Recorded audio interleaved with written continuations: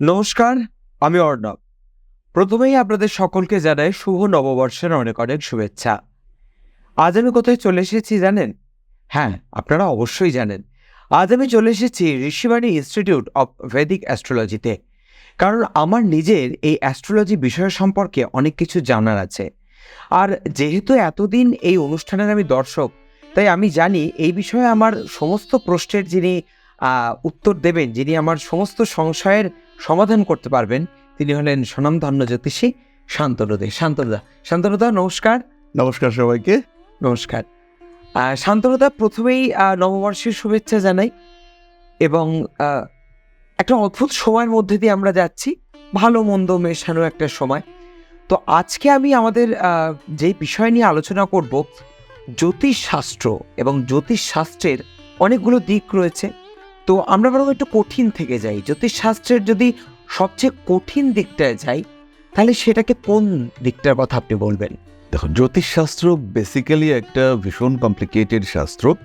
প্রথমত 12টা রাশি, 12টা রাশির সঙ্গে 27টা নক্ষত্র, আমাদের এতগুলো গ্রহ, লগ্ন ক্যালকুলেশন, এদের বিভিন্ন ডিস্ট্রিবিউশন, নবাংশ ডিস্ট্রিবিউশন কিংবা বর্গ চার্টে আমরা ডিস্ট্রিবিউট করতে পারি, বিভিন্নভাবে আমরা এগুলোকে ডিস্ট্রিবিউট করতে পারি।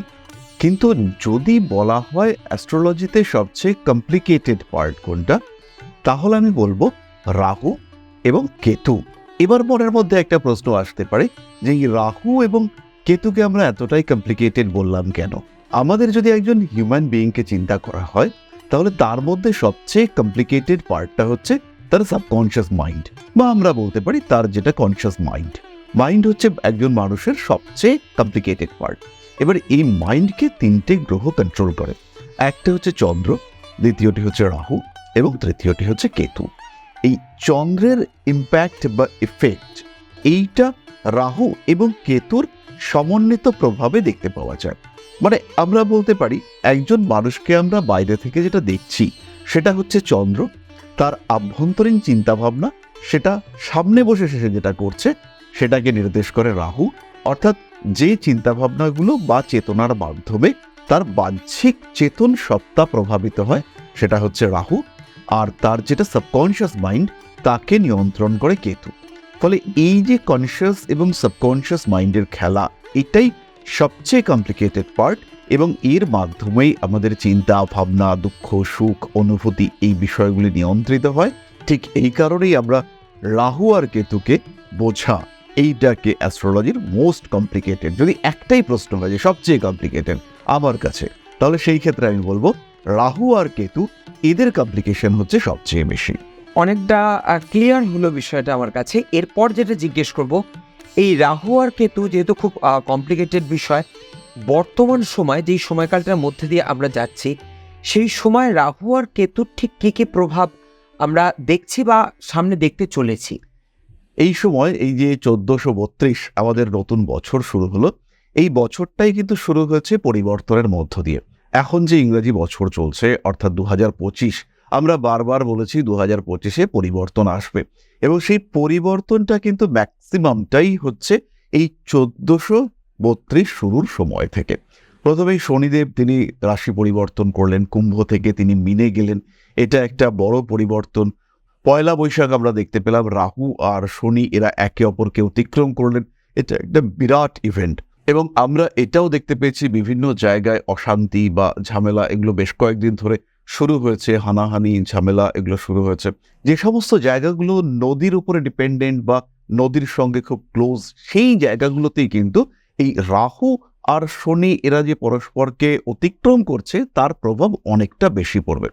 যেমন পশ্চিমবঙ্গ হতে পারে, বাংলাদেশ হতে পারে, ইউপি বিহার এগুলির যে অংশগুলো নদী সংলগ্ন সেই সমস্ত দিকে হতে পারে, বিদেশেও যে সমস্ত জায়গা নদীর কাছাকাছি রয়েছে বা নদীমাতৃক সভ্যতা যেগুলি, সেই ক্ষেত্রগুলিতে কিন্তু এর প্রভাব পড়বে অনেকটাই বেশি। এরপরে আমি যেটা বলবো সেটা হচ্ছে আগামী 18ই মে রাহু মীন রাশি থেকে কুম্ভ রাশিতে প্রবেশ করছে। এই মীন রাশিতে যে কমপ্লিকেটেড সিচুয়েশন ছিল সেখান থেকে কুম্ভে রাহু কিন্তু অনেকটাই ব্যালেন্সড। এবার এই যে সঞ্চার, রাহু মীন রাশি থেকে কুম্ভে প্রবেশ করছে, কেতু কন্যা রাশি থেকে সিংহে প্রবেশ করছে, এই যে কম্বিনেশন তৈরি হচ্ছে, এটা কিন্তু প্রত্যেকটা মানুষের উপরে ইম্প্যাক্ট ক্রিয়েট করবে। তবে এই ইম্প্যাক্ট কবে কীরকম পড়বে সেই সম্পর্কে আমাদের রাহুর যে মুভমেন্টটা কিভাবে হচ্ছে, কবে তার স্ট্রেংথ বাড়ছে, এটা আমাদেরকে একটু বুঝতে হবে। এই যে রাহু আর কেতুর প্রভাব পড়বে এবং কিভাবে পড়বে সেটা সম্পর্কে আমরা জানলাম, কিন্তু কোথায়, কখন, কিভাবে মানুষ এর প্রভাবটা বুঝতে পারবে আরো বেশি করে, সে বিষয়টা একটু জানবো। তাহলে প্রথমেই আমরা যেটা বললাম যে 18ই মে রাহু প্রবেশ করছে কুম্ভে আর কেতু প্রবেশ করছে সিংহ রাশিতে। রাহু প্রথমে অবস্থান করবে পূর্ব ভাদ্রপদ নক্ষত্রে। রাহুর স্ট্রেংথ অ্যাক্টিভিটি ম্যাক্সিমাম হবে সেটা শতভিষা নক্ষত্রে গিয়ে। সেটা আমরা দেখতে পাবো 20 নভেম্বর 2025 এবং শতভিষা নক্ষত্রে রাহুর অবস্থান কন্টিনিউ করবে 2 আগস্ট 2026 পর্যন্ত। তাই 20 নভেম্বর 2025 থেকে 2 আগস্ট 2026 এই যে টেনিওর, এইটা হচ্ছে রাহু ম্যাক্সিমাম এফিশিয়েন্ট হয়ে থাকবে। কেতুর ক্ষেত্রে কিন্তু আবার বিষয়টা একটু আলাদা। কেতু মহানক্ষত্রে প্রবেশ করছে 1 এপ্রিল 2026 এবং সেখান থেকে প্রায় 8 মাস 5ই ডিসেম্বর 2026 পর্যন্ত কেতু থাকছে মঘা নক্ষত্রেই। তাহলে রাহুর ম্যাক্সিমাম অ্যাক্টিভিটি আমরা দেখতে পাবো 20 নভেম্বর 2025 থেকে 2 আগস্ট 2026 পর্যন্ত, আর কেতুর ম্যাক্সিমাম অ্যাক্টিভিটি আমরা দেখতে পাবো সিংহ রাশিতে 1 এপ্রিল 2026 থেকে 5ই ডিসেম্বর 2026 পর্যন্ত। এই যে টাইম পিরিয়ড, এটাতেই কিন্তু মানুষের উপরে ম্যাক্সিমাম এফেক্ট পড়তে আমরা দেখতে পাবো। আমরা এতক্ষণ যেটা শুনলাম, ওভারঅল রাহু এবং কেতুর প্রভাবে কি কি পরিবর্তন ঘটতে চলেছে বা কি কি প্রভাব পড়তে চলেছে সেই সম্পর্কে আমরা জানলাম। এবার একটু আমরা স্পেসিফিক করে জানবো মেষ রাশির ওপর এই রাহু আর কেতুর ঠিকই কি প্রভাব দেখা যাবে। তো মেষ হচ্ছে কালপুরুষের প্রথম রাশি, একটু অ্যাগ্রেসিভ। মেষ সম্পর্কে আমরা জানি এটা ফিয়ারি সাইন, অগ্নিতত্ত্বের রাশি, এবং মেষ খুব অ্যাক্টিভ একটা রাশি। তো রাহু যখন এর 11th হাউসে আসবে, 11 নম্বর ঘরে, 11 নম্বর ঘরটা হচ্ছে হাউস অফ সাকসেস।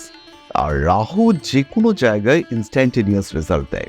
এখানে রাহু 11th হাউসে এসে মেষের যে সাকসেস রেট, এটাকে একটু অল্টার করিয়ে দেবে। যেভাবে মেষের জীবন চলছিল, মেষ এতদিন কিছুতেই খরচের ওপরে হিসেব রাখতে পারছিলেন না, কন্টিনিউয়াসলি খরচ হয়ে যাচ্ছে, রেগে যাচ্ছিলেন বেশ রাশি বা লগ্নের মানুষরা, বিভিন্ন বহির্মুখী চিন্তাভাবনা, ঘরে সংসার রয়েছে, বেশ কন্ট্রোল করতে পারছেন না। মেষের কিন্তু চিন্তাভাবনা বহির্মুখী হয়ে যাচ্ছে, নিজেকে নিয়ন্ত্রণ করতে পারছিলেন না মেষ রাশি বা লগ্নের মানুষরা। এবার কিন্তু মেষের ডিটারমিনেশন, মেষের ডেডিকেশন, এটা অনেকটা টার্ন হতে দেখতে পাওয়া যাবে। এবার কিন্তু মেষের লাইফ অনেকটা কম্প্যাক্ট, অনেকটা সিস্টেমেটিক। রাহু 11th হাউসে আসার সঙ্গে সঙ্গে সাকসেস রেট বাড়ছে। একটা ওয়ে, যে ওয়েতে মানুষটা যেতে চাইছে, সেই ব্যাপারটা রাহু ক্রিয়েট করছে। কিছু কিছু জিনিসের নেগেটিভিটি দেখতে পাবো। তার মধ্যে প্রথমটা হচ্ছে বিদেশ থেকে ফিরে আসার একটা সম্ভাবনা, এটা মেষের ক্ষেত্রে তৈরি হবে। আবার কিছু কিছু মানুষ বিদেশ যেতেও পারবেন, কিন্তু টেনিউরটা কম, অল্প সময়ের জন্য বিদেশ যাত্রা গিয়ে ফিরে আসা, এই বিষয়টা আমরা দেখতে পাবো কিছু মানুষের ক্ষেত্রে। সাকসেস রেট বাড়ছেই। দাম্পত্য প্রেমের ক্ষেত্রে একটু প্রেমের অতিরিক্ততা, এটা দেখতে পাওয়া যাবে। বেশ আচ্ছা, কিছু দম্পতি তারা পছন্দ করেন, বিশেষ করে মেয়েরা পছন্দ করেন প্রেমের মধ্যে একটা অনুভূতির টাচ, একটা আলাদাই রোমান্টিকতা। তার স্বামী হঠাৎ করে কবিতা লিখতে শুরু করলেন, তার জন্মদিনে একটা কবিতা তাকে গিফট করলেন তার স্বামী, এই রকম রোমান্টিকতা, একটা বেশ ড্রামাটিক এনভায়রনমেন্ট, এটা কিন্তু আমরা দেখতে পাবো। রাহু এটা দেবে। হঠাৎ সাকসেস, চাকরি পাওয়ার প্রবণতা মেষের ক্ষেত্রে বাড়বে। এবং রাহু আর শনি, এই দুজনকেই আমরা কালপুরুষের রাশিচক্রের দাস হিসেবে চিহ্নিত করি। এরাই আমাদের চাকরির জায়গাটাকে ক্রিয়েট করে থাকে। মূলত চাকরির টেন্ডেন্সি, চাকরির প্রবণতা, চাকরি করব, তাকে নিয়ন্ত্রণ করে রাহু আর শনি। শনি খুব ওবিডিয়েন্ট, আর রাহুও দাস, কিন্তু সে একেবারেই ওবিডিয়েন্ট নয়, প্রত্যেকটা জায়গায় নিজের বুদ্ধি খাটায়। তো এই কালপুরুষের একাদশে কুম্ভ রাশিতে, শনির প্রভাবিত রাশিতে যখন রাহু এসে উপস্থিত হচ্ছে, তখন চাকুরি পাওয়ার প্রবণতা এটা বাড়বে। কর্মপ্রাপ্তির ক্ষেত্রে সাকসেস এটা বাড়তে দেখতে পাওয়া যাবে। বিয়ের কথাবার্তা চরমভাবে ফাইনালাইজ হবে মেষের ক্ষেত্রে, এবং ইনস্ট্যান্ট, আজকে দেখতে গেলাম কালকেই পারলে বিয়ে করে নিয়ে যাচ্ছি, এরকম মেন্টালিটি মেষের ক্ষেত্রে আসবে। তবে এটা শুধুমাত্র রাহুর জন্য নয়, এটা রাহু এবং বৃহস্পতি এদের কম্বাইন্ড অ্যাসপেক্ট পড়ছে মেষের 7th হাউস অর্থাৎ তুলা রাশিতে। এর ফলে কিন্তু এই যে হঠাৎ ঝট মাংনি পটসাদি, এই যে একটা কনসেপ্ট, এইটা কিন্তু বাস্তবায়িত হতে দেখতে পাওয়া যাবে বহু মানুষের ক্ষেত্রে। এমনিতেই মেষ রাশির মানুষরা একটু উঠলোবাহিত কটক চাই, তো তারা হচ্ছে গিয়ে এই ক্ষেত্রে, স্পেশালি বিয়ের ক্ষেত্রে, বিজনেসের ক্ষেত্রে, পার্টনারশিপ ফরমেশনের ক্ষেত্রে খুব তাড়াহুড়ো করতে চাইবেন এবং তাড়াহুড়ো করে ডিসিশন তারা নিয়ে ফেলবেন। তবে ভালো কথা এটাই যে এই ডিসিশনগুলো নেগেটিভ হবে না। আমরা এতক্ষণ রাহু সম্পর্কে জানলাম, এবার বরং একটু জানা যাক কেতু সম্পর্কে। আর কেতু তো প্রথমেই কমপ্লিকেটেড। কেতু 5 নম্বর ঘরে গিয়ে হাজির হয়েছে। 5 নম্বর ঘর হচ্ছে হাউস অফ ক্রিয়েশন। সিংহ রাশিতে কেতু প্রবেশ করছে, তার নিজের নক্ষত্র মঘা, আকাশের উজ্জ্বলতম নক্ষত্র। এই টাইমটা যারা একদম প্র্যাকটিক্যাল লাইফে লিড করছে, যারা একটু ভোগবাদী মানুষ, তাদের জন্য, মেষ রাশির মানুষ, তাদের জন্য জীবনটা কিন্তু একটু টাফ হচ্ছে। তাদের ডিজায়ার, চিন্তা ভাবনা, এগুলোর মধ্যে একটু আনকন্ট্রোলড, আনব্যালেন্সড হয়ে যাওয়ার টেন্ডেন্সি দেখতে পাওয়া যাবে। একটা মোবাইল ফোন কিনতে হবে, খারাপ হয়েছে, তো মোবাইল ফোন কিনবার জন্য এতটাই লোন করে ফেললাম, বাজাজ ফিনান্সের কার্ডে এতটাই লোন হয়ে গেল যে পরের মাস থেকে টানা মুশকিল হচ্ছে, কিন্তু ওই সময় ডিসিশনটা নিতে পারিনি। তো এইরকম প্রপার ডিসিশন মেকিং এর ক্ষেত্রে কেতু কিন্তু গন্ডগোল পাকিয়ে দিতে পারে। আরেকটা বিষয় আমি বলবো, 5th হাউস ইন্ডিকেট করে সন্তান ইস্যু। তো সন্তানের শরীর স্বাস্থ্য, সন্তানের বড় হয়ে ওঠা, এই ব্যাপারগুলোতে কিন্তু খুব সাবধান হতে হবে। যে সমস্ত মায়েরা গর্ভে সন্তান ধারণ করে রয়েছে, তাদেরকে অতিরিক্ত সাবধানতা অবলম্বন করতে হবে। এই সময় কোনো দড়ি কিংবা কোনো তারে পা আটকে পড়ে যাওয়া, হঠাৎ করে সিঁড়িতে পড়ে যাওয়া, এই আপস অ্যান্ড ডাউনস যেখানে রয়েছে সেখানে পড়ে যাওয়া, এর একটা কিন্তু টেন্ডেন্সি তৈরি হতে পারে। অনেক সময় সিংহ রাশিতে কেতু মেঝেতে একটা জল পড়ে রয়েছে, এখন তো মেঝেগুলো ভীষণ পিচ্ছিল হয়, সেখানে পড়ে যাওয়া, এই ব্যাপারগুলো ইন্ডিকেট করতে পারে এবং তার কারণে কিন্তু বাচ্চার একটা ক্ষতি হওয়ার সম্ভাবনা সেটা দেখতে পাওয়া যেতেই পারে। সবচেয়ে ইম্পর্টেন্ট 5 নম্বর ঘর থেকে আমরা যেটা দেখি সেটা হচ্ছে রিলেশনশিপ, প্রেম, ভালোবাসা। এই একটু আগে আমরা বললাম রাহুর ইম্প্যাক্টে হঠাৎ বিয়ে করার একটা টেন্ডেন্সি তৈরি হতে পারে। এই কেতু এই টেন্ডেন্সিটার পেছনে একটা ব্যাকগ্রাউন্ড ইম্প্যাক্ট ক্রিয়েট করতে পারে। কিরকম ব্যাপারটা, প্রেম করছি দীর্ঘদিন ধরে, হঠাৎ পঞ্চমভাবে কেতু এসছে, কেতু আসার সঙ্গে সঙ্গে কিছু গোপন বিষয় ওপেন হয়েছে। অর্থাৎ হঠাৎ জানতে পারলাম যে আমার প্রেমিকা, তার আরও একটি প্রেমিক রয়েছে। রিসেন্ট একজন ক্লায়েন্ট আমার বাড়িতে এসেছিলেন, এক ভদ্রলোক। তো তিনি একটু বেশি বয়সে এক মহিলাকে বিয়ে করেছেন। তো কিছুদিন যাওয়ার পরে মহিলাটির ভাই সেই বাড়িতে এসে থাকা শুরু করে। মোটামুটি মাস ছয়েক পরে ভদ্রলোকের মনের মধ্যে কেমন একটা সন্দেহ জাগে। ভদ্রলোক একটু অবজার্ভ করতে শুরু করেন এবং বাড়িতে একটি হিডেন ক্যামেরা লাগিয়ে ফেলেন। তখন তিনি পরবর্তীকালে রিয়েলাইজ করলেন যে এই মহিলাটি যাকে ভাই হিসেবে ইন্ট্রোডিউস করেছে, এটা অ্যাকচুয়ালি ওই মহিলাটির স্বামী। এবং এই ভদ্রলোকের টাকা পয়সা, প্রপার্টি, এইগুলো নেওয়ার জন্য বা এগুলোকে দেখে ওই ভদ্র মহিলা, তিনি তার স্বামী সমেত এই বাড়িতে এসে রয়েছেন এবং স্বামীকে ভাই হিসেবে পরিচয় দিয়েছেন। তো এরকম গোপন বিষয় ওপেন হবে মেষের কাছে। মেষ তখন প্রচণ্ড মাথা গরম করবে, ইনস্ট্যান্ট ডিসিশন নেবে। ইনস্ট্যান্ট ডিসিশন নিয়ে তোমাকে বাদ দিলাম, আর একজনকে নিয়ে আসবো, যার কাছে গেলাম, দেখলাম, পছন্দ হলো, এবার বিয়ে করবো, আর সময় দেওয়া যাবে না। এই যে ব্যাপারটা, এটা মেষের ক্ষেত্রে দেখতে পাওয়া যাবে। মেষকে কিন্তু ভীষণ ভাবনা চিন্তা করতে হবে এবং প্রত্যেকটা বিষয়ে একটা প্ল্যানিং, এই প্ল্যানিংটাই কিন্তু মেষকে ধরে রাখবে, বাঁচিয়ে রাখবে। এবং এই যে প্রায় 1.5 বছর, 2026 ডিসেম্বর পর্যন্ত এই যে টেনিওর, এই সময় কিন্তু মেষকে নিজেকে ঠিক রাখতে হবে, নিজেকে নিজের সিদ্ধান্তে অটল রাখার চেষ্টা মেষকে করে যেতে হবে। শান্তনুদা, আমরা তো রাহু এবং কেতু বিষয় নিয়ে আজকে আলোচনা করলাম, কিন্তু আমার যেরকম জ্যোতিষশাস্ত্র বিষয়ে অনেক আগ্রহ রয়েছে, অনেক কিছু জানার ইচ্ছে রয়েছে, সেরকম বর্তমান সময় অনেক মানুষ এ নিয়ে পড়াশুনো করতে চাইছেন, আবার অনেকে এটাকে পেশা হিসেবেও নিতে চাইছেন। তো সেই ক্ষেত্রে তো আপনার কাছে তো একটা মোক্ষম অস্ত্র রয়েছে এবং আপনার নিজস্ব একটি প্রতিষ্ঠান রয়েছে। আমি আর সেটা বলবো না, আপনার কাছ থেকে একটু শুনবো। বেসিক্যালি আমরা যে কাজটা করি, জ্যোতিষ বিচার, মানুষকে পরামর্শ দেওয়া, তার থেকে অনেক বেশি আমাদের ফোকাস থাকে জ্যোতিষ সচেতনতা বৃদ্ধি। এর একটাই রাস্তা, সেটা হচ্ছে গিয়ে মানুষকে জ্যোতিষ শিক্ষায় শিক্ষিত করা। বহু মানুষ রয়েছেন যারা এই শাস্ত্রটিকে সামনে রেখে অনেক ধরনের নেগেটিভ কাজকর্ম করছেন। তো তাদেরকে কুৎসা রটিয়ে নয়, তাদেরকে খারাপ বলে নয়, বরঞ্চ তাদেরকে এই জ্যোতিষের প্রপার লার্নিং, এডুকেশনের মধ্যে নিয়ে আসা, এটাই হচ্ছে গিয়ে আমাদের উদ্দেশ্য। এবং ঋষিবাণী কন্টিনিউয়াসলি এই কাজটা করে আসছে আমরা যে ক্লাসগুলো করাই অনলাইনে অফলাইনে প্রত্যেকটা ক্লাসের রেকর্ডিং থাকে, আর প্রত্যেকটা রেকর্ডিং আমরা ওপেন ফোরামে সবসময় দিয়ে দিই। এরকম নয় যে আমরা ক্লাসগুলো আমাদের ছাত্রদেরকেই দেব। আমাকে বহু মানুষ প্রশ্ন করেছেন যে কেন, আমরা তো পয়সা দিয়ে শিখছি, তাহলে কেন আমরা এই ক্লাসগুলোকে ওপেন করব? তো আমি তাদেরকে একটাই কথা বলি যে শিখছো, পয়সা দিচ্ছ, এটা ঠিক, সময়ের দাম রয়েছে, কিন্তু বিদ্যার দাম দেওয়া যাবে না।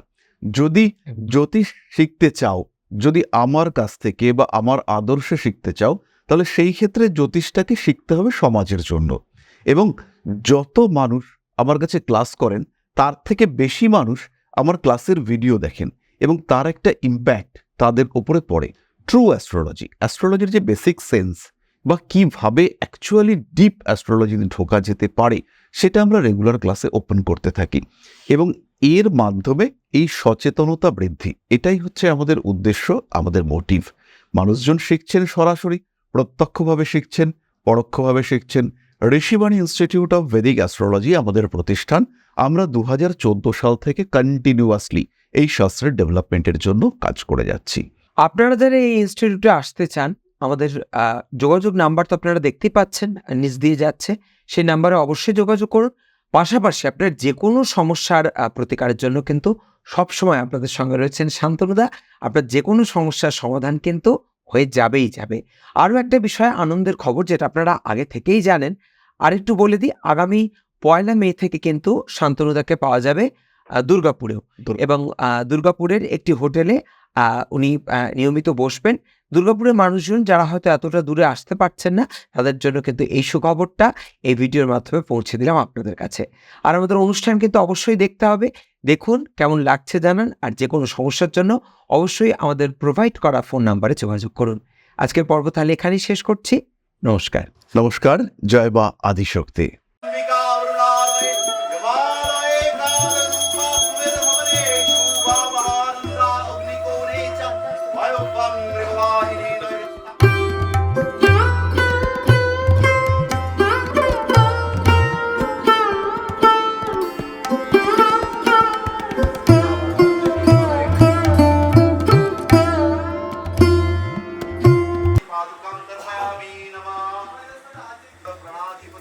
श्रीमद् दक्षिणा कालिका परिषदाय स्वाहा।